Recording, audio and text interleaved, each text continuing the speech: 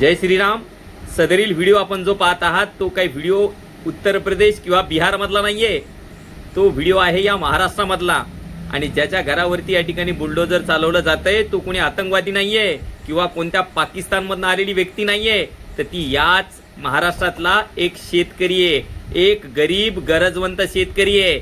मला एक सांगायचंय, रिंग रोडसाठी विकास प्रकल्पासाठी या ठिकाणी तुम्ही घरं मोडतायत, ठीक आहे, परंतु ॲटलिस्ट तो शेतकरी विनंती करत होता की बाबा मला 2 दिवसाची मुदत द्या, मी माझे लेकरं बाळं, माझं भांडे कुंडे, घरातलं सामान या ठिकाणी व्यवस्थित बाजूला ठेवून देतो, त्यासाठी विनंती करत होतात, परंतु ती विनंती ऐकली नाही। त्यासाठी पोलीस प्रशासन आणलं गेलं। म्हणजे या महाराष्ट्रामध्ये अशोक खरात, भोंदूबाबा याचा टेबल मात्र या ठिकाणी सुरक्षित आहे।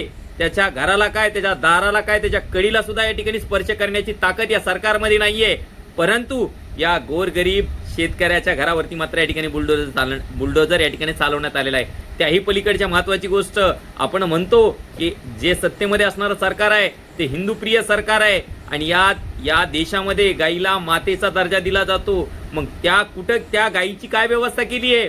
त्या शेतकऱ्याकडे ज्या 10-5 गायी होत्या त्या गायी सोडून त्या ठिकाणी शेतकऱ्याला दुसरीकडे जावं लागतंय, कारण त्याला स्वतःला राहायला जागा नाही, तर त्या गायी घेऊन जाणार कुठं शेतकरी? मग कुठं गेलं या ठिकाणी आपलं हिंदुत्व?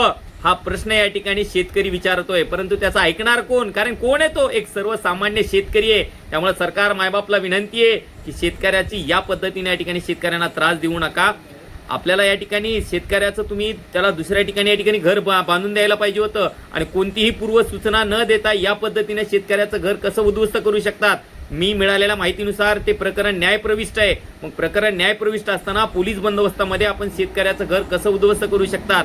मला एवढं सांगायचंय की या पद्धतीने शेतकऱ्याला जो तुम्ही त्रास देत आहात, हा त्रास या ठिकाणी अतिशय चुकीच्या पद्धतीने, त्या शेतकऱ्याला जर शक्य असेल तर त्याचं जसं घर होतं त्याच पद्धतीचं घर बांधून देण्यात यावं, किंवा ते जर शक्य नसेल तर कमीत कमी तात्पुरतं शेतकऱ्याला त्याच्या कुटुंबाला व्यवस्थित कुठंतरी राहता येईल अशी व्यवस्था तरी सरकार मायबाप सरकारने या ठिकाणी करावी।